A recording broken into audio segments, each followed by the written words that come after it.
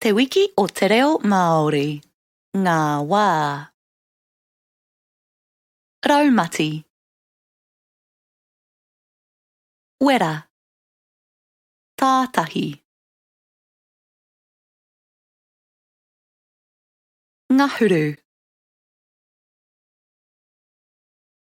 Rau. Koti.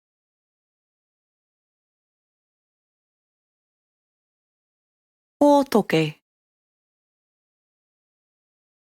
Makariri. Puka.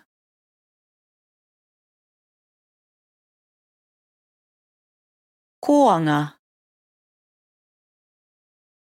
Puti puti. Pūrerehua. Te wiki o te reo Māori. Ngā wā.